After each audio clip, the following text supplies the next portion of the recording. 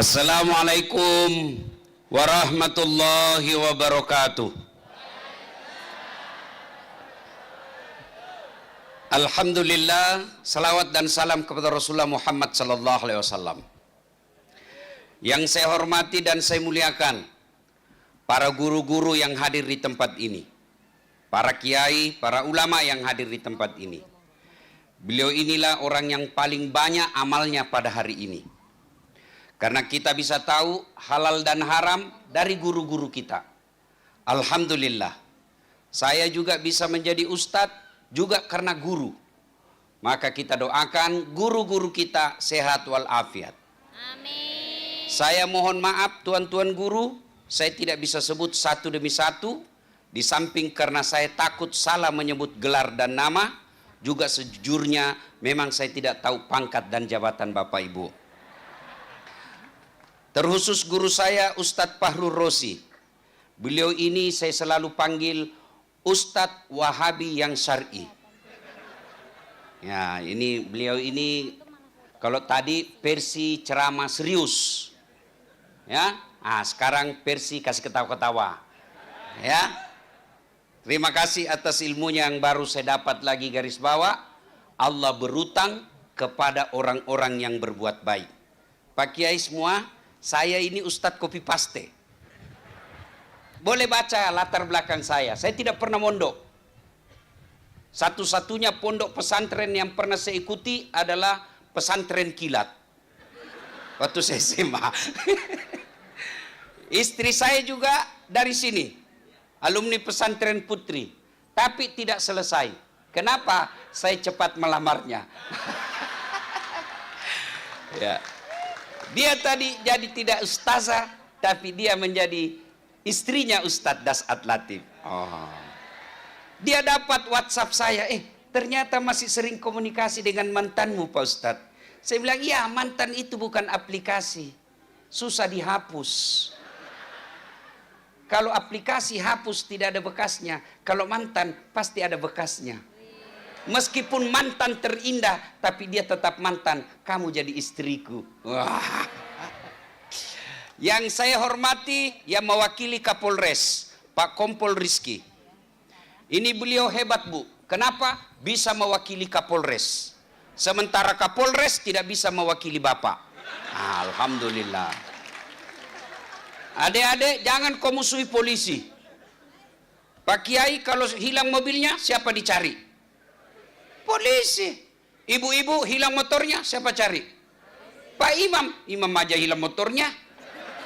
Adik-adik sekalian, ada yang bully kamu, lapor kemana?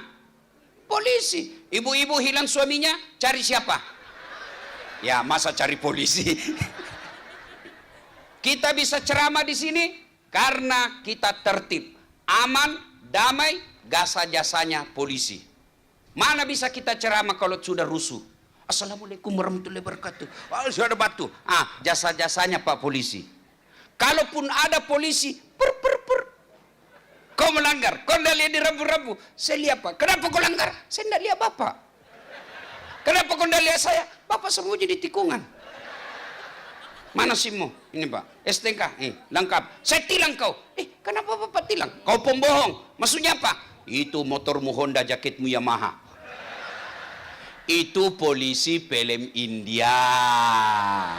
Kalau polisi Indonesia mengayomi, melindungi, melayani masyarakat. Nah, hadir di tempat ini. Ya. Mana lagi yang mau dihormati nih? Yang kita hormati Pak Tentara. Pak, dulu tamat SMA saya daftar tentara. Mau jadi akabri penerbang. Waktu tes fisik tidak lulus. Kenapa? Ceper. Tidak cukup tinggiku. Saya protes kepada Allah. Ya Allah, kenapa kau lahirkan saya dalam keadaan pendek? Kau tidak rugi jadi Tuhan kalau saya jadi tentara. Ada juga orang Papua daftar tentara, Pak Ustadz tidak lulus dia. Kenapa? Rusak giginya. Ya kan tidak bisa jadi tentara. Dia protes sama panitia. Kenapa tidak lulus? Rusak gigimu, Dek. Kita ini mau baku gigi atau mau baku tembak? Saya daftar tentara, tidak lulus gara-gara ceper. Makanya saya sakit hati lihat tentara kalau ada yang pendek. Kenapa bisa lulus itu? Saya dulu tidak lulus. Mungkin ada uang di baliknya.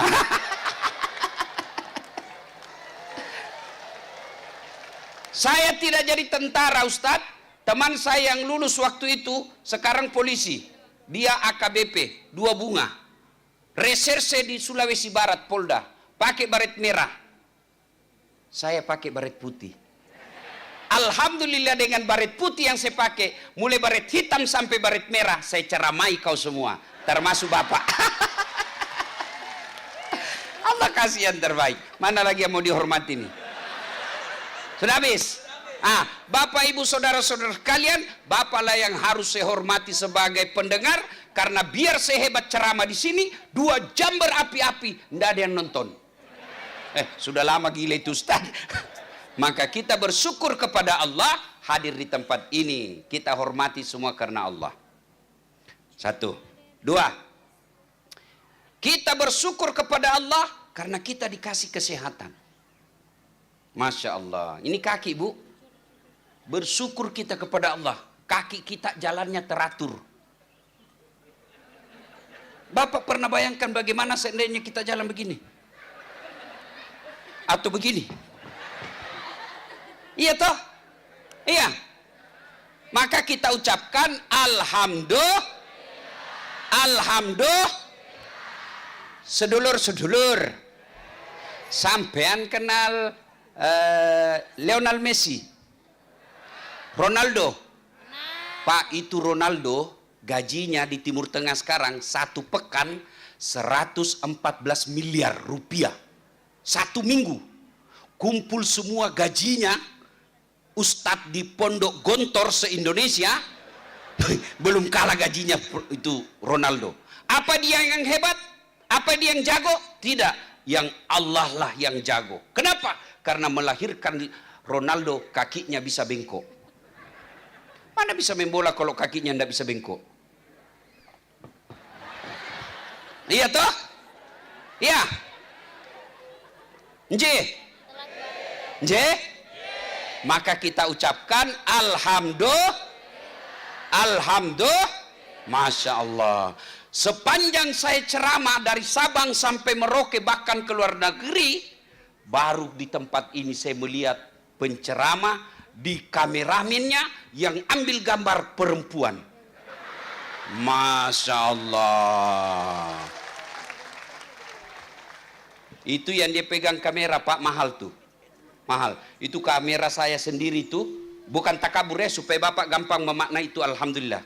Itu kamera saya itu lebih 100 juta, Pak. Itu kamera saya. Apa dia yang mahal? Apa itu kamera yang mahal? Bukan. Apa yang mahal? Mata.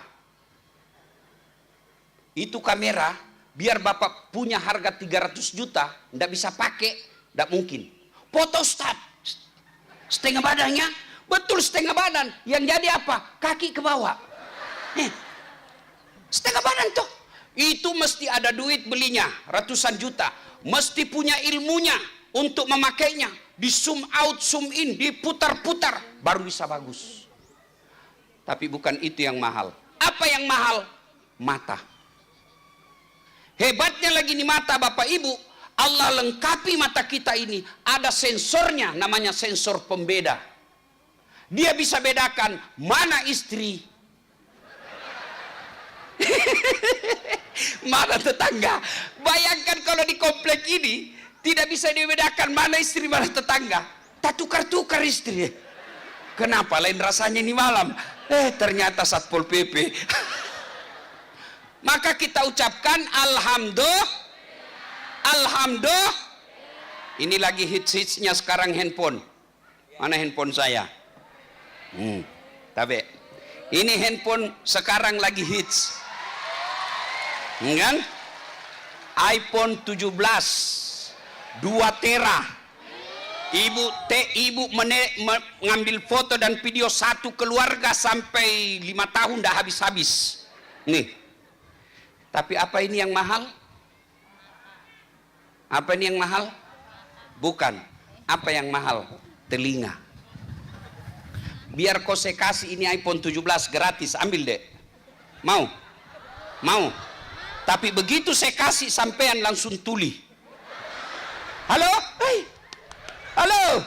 Rusak lagi. Halo? Bukan HP rusak, telingamu yang rusak. Dan Allah kasih ini gratis, tidak perlu bayar. Hebatnya lagi nih telinga, dia bisa bedakan mana telepon istri, mana telepon mantan. Ada di sini istri ustad? Ada? Bohong itu suami kalau ndak ada mantannya, Bu. Bohong. Ada paling tidak mantan orang yang dicintai. Tidak pacaran, tapi mantan pernah dicintai. Dan bisa dibedakan mana mantan, mana tidak. Dan hebatnya lagi di telinga, proporsional Allah tempatkan. Presisi, bahasa polisi. Mana bisa Pak? Bayangkan Bapak Ibu, andai saja telinga kita satu di bawah ketek. Repot toh? Halo Pak Ustadz? Ya. Di mana Pak Ustadz? Tunggu dulu. Iya tah? Maka kita ucapkan Alhamdulillah. Sedulur-sedulur, pernah makan kerupuk? Pernah? Ya wes. Sampean bisa bedakan enggak mana yang melempem, mana yang tidak? Ya. Mata tidak bisa bedakan. Tapi begitu Anda gigit, ini sudah dari tadi pagi nih. Apa yang bedakan? Saraf gigi. Gigi ini luar biasa Allah kasih. Ada mungkin di sini ada santriwati pakai kawat giginya. Ada? Saya pernah tanya mahasiswi saya, berapa harganya itu? 40 juta. Masya Allah. Satu kali umroh, dia simpan di giginya, Bu. Orang dulu pagar yang dikawat, ini gigi dikawat-kawat. Saya bilang sama adik mahasiswi saya, dek, kau kira itu behelmu yang mahal? Bukan. Apa yang mahal? Gigi. Biar kau mau pasang harga 100 juta, ndak ada gigimu. Apa kau mau kawat? Hebatnya lagi nih gigi, hebatnya nih gigi, dibatasi tumbuh dan panjangnya. Ibu-ibu yang cantik-cantik nih, hatur nuwun. Ibu bisa bayangkan bagaimana seandainya giginya tumbuh seperti rambut. Gondrong sudah gigi, Bu. Sealim hebat pun, sesoleh apapun ustaz, tidak akan mungkin memilih istri yang sudah gondrong giginya. Maka kita ucapkan Alhamdulillah. Bapak-bapak, Pak, sampean mau langsung kaya? Mulai pikir dia. Mau? Jual ginjal. Ginjal di pasar jual beli Hongkong, jual beli anggota tubuh, itu yang resmi. 2 miliar satu ginjal. 2 miliar Pak. Allah kasih 2. Gratis 4 miliar tuh Pak. Jual satu 2 miliar. Mau lebih mahal, jantung 8 miliar. Jual langsung kaya.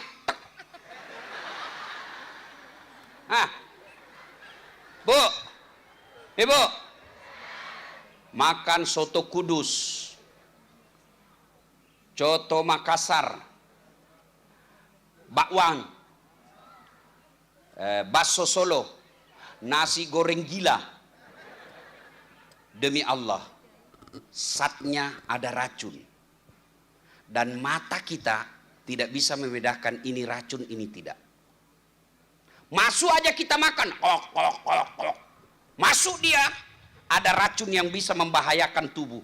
Maka Allah hadirkan penyeleksi dalam tubuh kita. Racun keluarkan melalui hidung, napas, keluarkan melalui kencing, keluarkan melalui pup, keluarkan melalui keringat. Itu siapa yang anggota tubuh? Itulah ginjal. Maka orang kalau rusak ginjalnya, hitam badannya, kenapa? Penuh racun. Allah kasih gratis. Maka kita ucapkan Alhamdulillah, dialah sehat. Mata bagus, pendengaran normal, kaki sempurna, semua baik tubuhnya. Tapi ada yang lebih mahal. Dialah sehat, gagah, banyak duitnya, jabatannya tinggi, terkenal, tingkat elektabilitasnya sampai sekarang paling tinggi di dunia. Fir'aun. Sedulur, tahu kan Fir'aun? Tapi karena tidak punya iman, dia hina di hadapan Allah. Padahal dia gagah, dia kaya, dia terkenal, kekayaannya sampai sekarang masih dikejar-kejar di Mesir. Tapi karena tidak punya iman, hina di hadapan Allah. Mana bukti kehinaannya? Sampai sekarang satu di antara beberapa orang manusia yang dicatat dalam Quran haram masuk surga, dialah Fir'aun. Kalau kita, Bu, masih 50-50. Ada harapan masuk surga, terbuka peluang masuk neraka. Fir'aun tidak ada harapan masuk surga, pasti masuk neraka. Cukup laknat Allah sampai di situ? Tidak. Allah haramkan Fir'aun, Allah hinakan Fir'aun sampai detik ini. Tidak ada satupun santri anak Gontro kasih nama anaknya Fir'aun. Kayak tuh Fir'aun.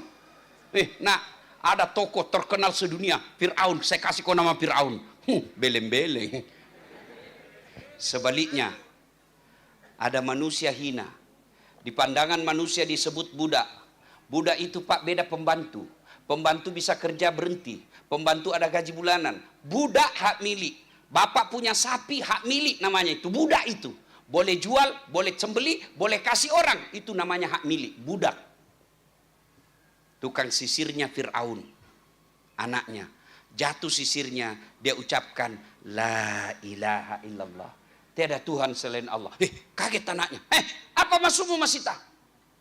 Tiada Tuhan selain Allah. Bapakku kau anggap apa? Bapakmu hanya raja, Tuhan Allah. Saya lapor kamu, silakan. Nggak takut. Siapa takut? Pak. Pace. Itu Masita bahaya. Supersip. Mengancam kestabilan ketuhanan negara. Maksudnya apa? Masa dia bilang kamu bukan Tuhan? Ini benar. Benar.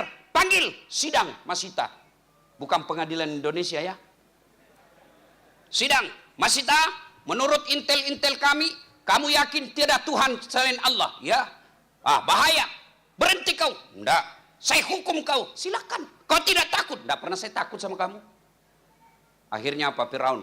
Kalau kau tidak ubah keyakinanmu, rebus anaknya. Direbus anaknya Pak. Menggelegar. Kata Firaun. Ibu macam apa kau tidak sayang anak? Firaun, jangan kau ajari saya soal sayang kepada anak. Tidak mungkin saya tidak sayang anakku. Dia lahir dari penderitaanku. 9 bulan ku tahan kesusahan untuk menyelamatkan anakku. Tidak mungkin kau saya tidak sayang sama anakku. Firaun. Meskipun saya sayang cinta kepada anakku, tapi cintaku kepada anak tidak boleh mengalahkan cintaku kepada Allah. Goodbye anakku. Tidak ada ini, tidak ada. Ini tambah-tambah. Suami pun direbus, menggelegar, meninggal satu keluarga. Begitu giliran Masita, kata Firaun, pasukan, ikat Masita. Tidak usah kau ikat saya turun sendiri. Hangus, direbus. Mempertahankan la ilaha illallah. Meskipun hina di hadapan manusia, Allah muliakan Masita. Sampai detik ini, ketika Nabi Isra dan Mi'raj, tanya Jibril, ada bau harum betul ini. Arwah para nabi? Bukan. Arwah para rasul? Bukan. Siapa dia? Dialah rohnya Masita dan keluarganya.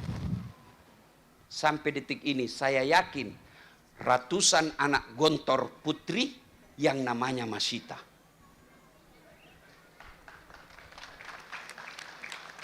Itulah kemuliaan iman.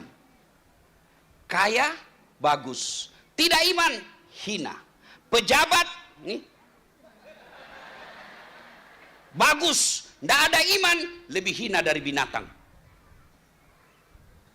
Maka untuk memelihara iman dari Sabang sampai Merauke yang kita sebut dengan Negara Kesatuan Republik Indonesia, ada sebuah pesantren yang hadir di negara kita, menghadirkan santri-santri yang kuat imannya. Itulah pesantren modern Gontor. Lebih tua daripada Republik Indonesia. 100 tahun mengabdi untuk negara. Bukan cari muka sama presiden, bukan menjilat kepada pengusaha, tapi hadir di negara kita memelihara iman. Dan salah satu tugas utamanya mencetak anak-anak bangsa yang bukan hanya cerdas tapi punya peradaban, adab. Maka ulang tahun kali ini saya baca tadi, apa itu bacanya tadi? Apa bacanya tadi itu? Saya ulang lagi, karena saya tidak bisa menghafal. Gontor menghadirkan nilai-nilai Islam, membangun peradaban utama, bukan membangun kecerdasan. Cerdas tanpa adab bisa lebih bahaya daripada binatang.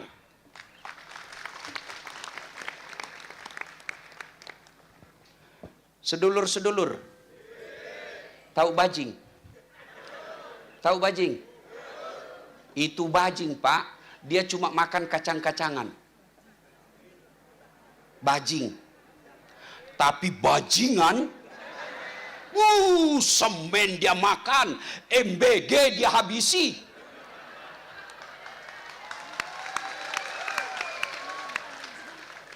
Itu bajingan, Pak. Dia tebang itu pohon-pohon, mencoba dia bilang, itu pengaruh cuaca, pret. Maka kehadiran Gontor untuk mencerdaskan kehidupan bangsa yang punya peradaban luhur. Inilah Gontor, 100 tahun. Nah, dalam milad 100 tahun ini dihadirkanlah Dasat Latif dengan Ustadz Muhammad Fahrul Rosi. Kalau beliau dihadirkan karena memang handal, dengar tadi ceramahnya, banyak ayatnya keluar. Saya takut mengucapkan ayat. Biasanya saya, Pak, kalau pembukaan panjang-panjang, tadi cukup saya bilang alhamdulillah, salawat dan salam. Kenapa? Saya takut menyebut ayat di sini, Pak. Lalu kenapa Dasat Latif diundang datang ceramah di sini? Bukan karena saya handal, bukan karena saya hebat, bukan karena saya cerdas, tapi satu, karena saya yang paling banyak follower saya di sini.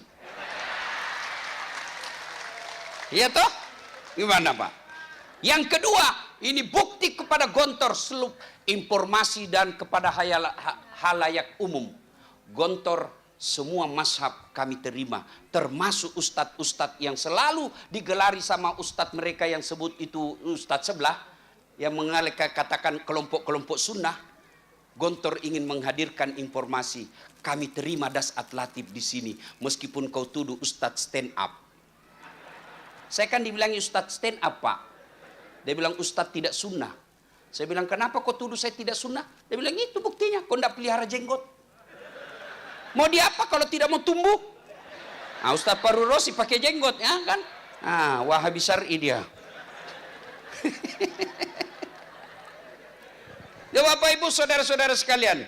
Nah, 1, 2, Bu, Ibu, Bu. Kalau ibu merantau ke Sulawesi, di sana tidak nyaman, ada pilihan tidak? Apa pilihannya? Betul, mulai rek, mangan orang mangan yang penting ngumpul. Nje, nje, Bapak ikut pilcaleg, tidak menang, ada pilihan? Ada. Tanding lagi 5 tahun dia akan datang. Bapak Prabowo 4 kali baru menang. Bapak-bapak tidak nyaman di sini, ada pilihan? Ada, minta pensiun dini. Ibu-ibu, suami tidak bertanggung jawab, malas cari kerja, ada pilihan? Ada. Pulangkan saja aku, atau lihatlah tanda bekas tampar tanganmu sering kau lakukan bila kau marah. Samakah aku yang dijual orang hingga sesukamu kau sakiti aku. Betaria Sonata. Berarti ibu-ibu sudah tua-tua yang ada di sini. Tapi bagus bu, lagunya masih syahdu daripada ibu sekarang. Apa lagunya? Putar ke kiri nona, putarlah ke kanan. Apa kau dapat kiri kanan kiri kanan? Pak, Pak, istri cerewet, malas, kasar, ada pilihan? Ada dua pilihan sampean. Satu, ganti. Dua, tambah kuota. Iya toh? Iya. Bujur. Betul. Tapi mohon maaf, kalau bapak masuk kubur, ada pilihan? Ada pilihan? Enggak ono, rek. Enggak ono. Menderita di dunia masih ada pilihanmu dan cuma sesaat. Tidak ada orang sesakit-sakitnya perasaannya tidak mungkin tidak senyum dalam 24 jam. Minimal dia senyum ketika dengar ceramahnya Dasaat Latif. Tapi sampean masuk kubur, tidak ada pilihan pak. Nyaman tidak nyaman kau tinggal di situ. Tidak nyaman, keluar dulu. Begitu keluar, ibu viral satu dunia. Bapak kembali ke rumah, lari semua orang dalam rumahmu. Tapi ternyata Nabi menginformasikan, meskipun kau sudah tidak bisa keluar dalam kuburmu, Allah kasih kau 3 yang bisa menyelamatkanmu dan melindungimu dalam kubur. Satu di antaranya, 3, 1, anak yang soleh dan soleha. Inilah tempatnya pesantren.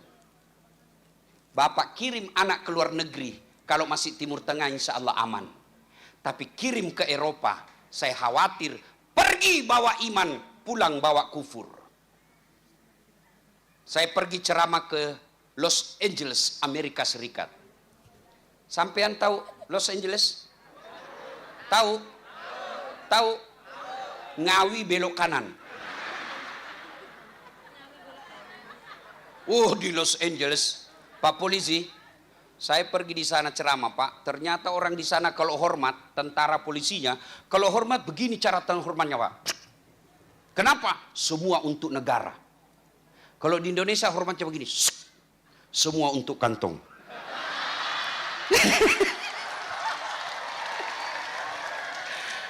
Ini cerita dulu. Nah, sekarang polisi tentara kita sudah membenahi diri menjadi lebih baik. Tuh. Saya ada jamaah. Saya tanya, dia sudah 49 tahun merantau ke Amerika. Pak, berapa anaknya? 5 Ustadz. Alhamdulillah. Bagaimana agamanya? Apa dia jawab? Alhamdulillah Ustadz, sepertinya yang 2 masih Islam. Dia pun tidak yakin. Yang 3 sudah tidak jelas, tidak ada agamanya. Tapi dia percaya Tuhan, cuma tidak ada ritual agamanya. Apa hebatnya punya anak luar negeri sekolah kalau dia tidak punya iman? Ini pesantren, memelihara anak-anak kita beriman. Orang sekarang bangga kalau anaknya pandai bahasa Inggris. Apa hebatnya pandai bahasa Inggris? Hebat Ustaz, masih SD pandai bahasa Inggris. Nggak hebat. Kenapa? Banyak yang begitu.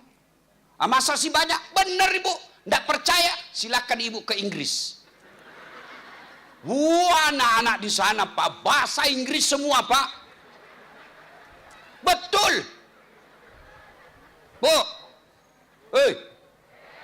kalau anak kita pandai bahasa Inggris, memangnya kalau dia berdoa pakai bahasa Inggris? Oh my God, please help me my mother. Enggak. Saya bisa ceramah dan tahu bahasa, hampir semua bahasa dunia saya bisa tahu. Bagaimana caranya? Ada Google Translate. Saya pergi ke Jepang, tidak tahu saya bahasa Jepang. Begitu saya cari rumah makan halal. Saya bahasa keluar, cinco paci itu. Selesai urusan Pak. Tapi kalau kau masuk kubur, tidak mungkin kau pakai Google Translate. Pak.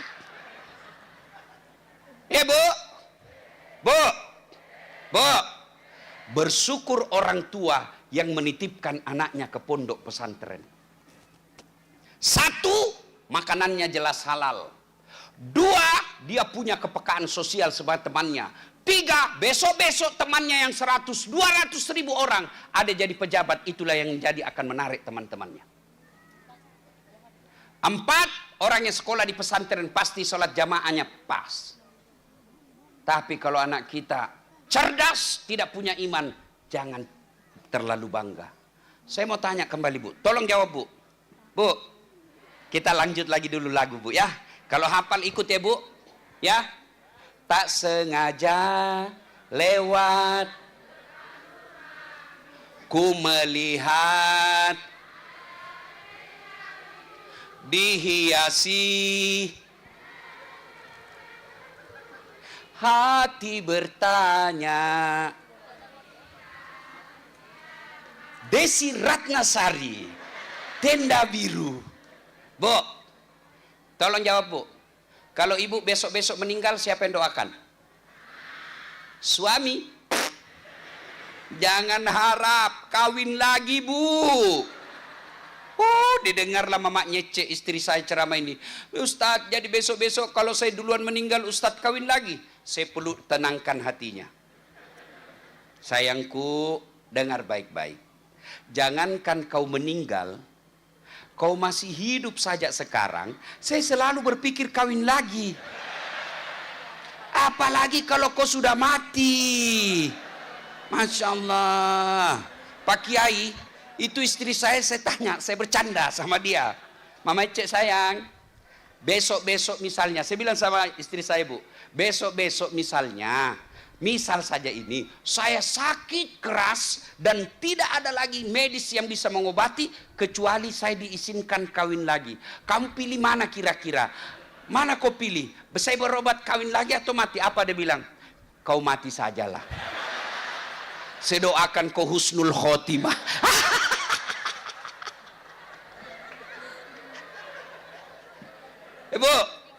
Bu, jangan harap suami mendoakan.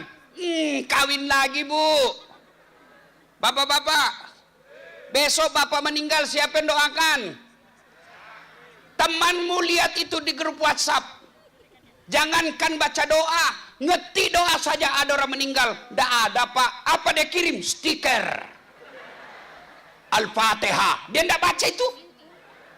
Maka siapa yang doakan? Anak. Inilah saya Pak. Nih, tidak pernah saya mondok pesantren. Tapi amanah bapak saya mau ada anakku jadi ustadz. Saya lah jadi ustadz. Bapak saya dulu tidak ada yang menghormati di kampung. Karena petani penggarap. Saya bikinkan masjid bapak saya, namanya Masjid Abdul Latif. Ibuku alhamdulillah sekarang usianya 87 tahun. Saya bikinkan masjid Hajjah Sitimang. Kenapa bisa anaknya begitu? Banyak orang lebih kaya dari saya. Saya tidak kaya Pak. Saya tidak kaya. Tapi saya cinta kepada orang tua saya. Sehingga saya persembahkan rumah ibadah. Banyak orang kaya anaknya. Jabatannya melimpah. Hartanya banyak. Bikin masjid untuk orang tuanya pun tidak. Jangankan bikin masjid. Sedekah saja tiap Jumat tidak pernah kita dengar atas nama orang tuanya.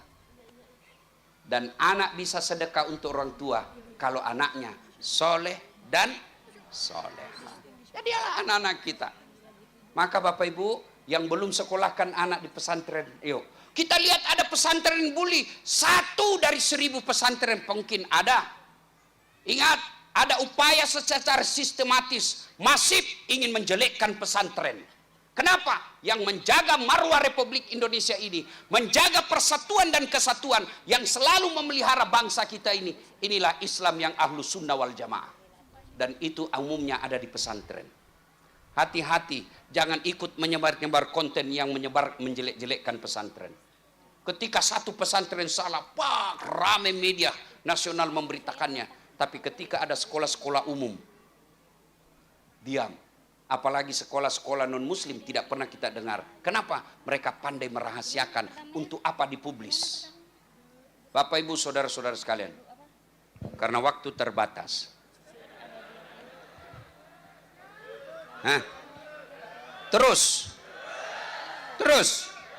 Bapak kira saya tukang parkir? 2, yang bisa menyelamatkan di kubur adalah sedekah. Saya tanya lagi Bu, ini nih yang banyak-banyak emasnya. Kalau ibu-ibu besok meninggal, siapa yang pakai emasnya, Bu? Anak. Istri kedua. Begitu ibu meninggal kata saya, cepat sekali kau tinggalkan saya, sayang. Dia buka kita punya cincin, Bu. Ini dulu cincin saya belikan kamu usia pernikahan. Tidak mau keluar, dia kasih sabun. Sudah itu dia cabut lagi kita gelang. Ini gelang waktu kita umroh bareng, Bu. Saya belikan kau emas Dubai.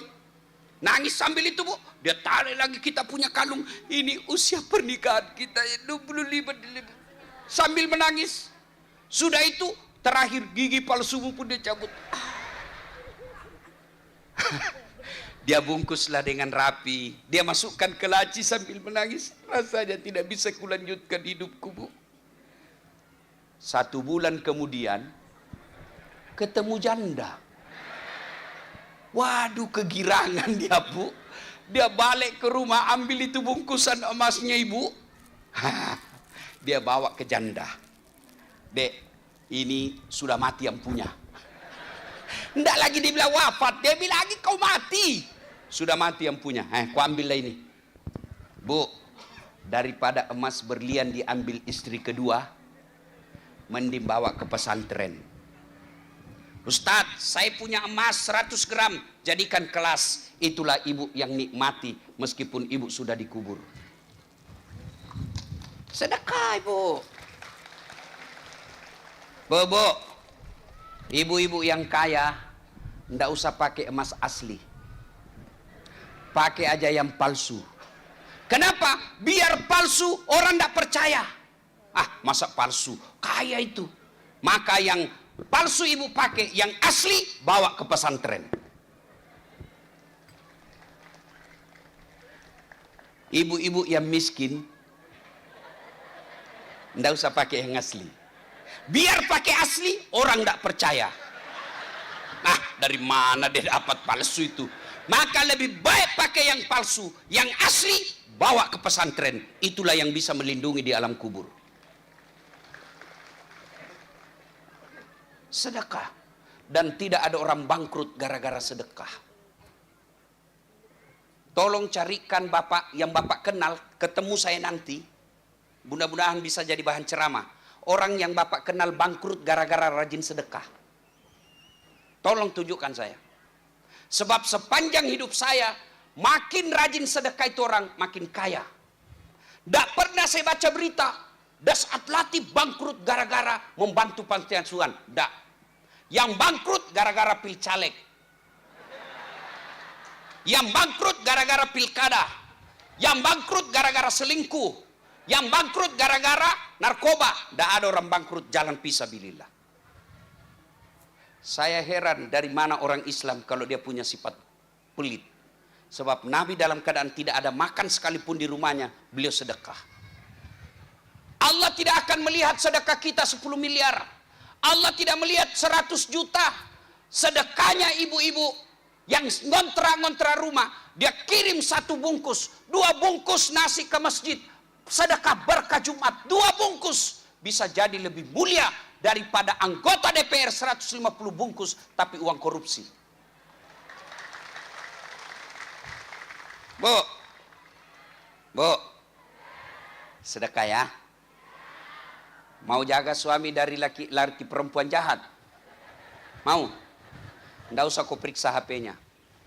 Biar kau periksa HP-nya, dia kasih kau 1, dia sembunyi 2. Kenapa kau tahu Ustaz? Saya pelakunya.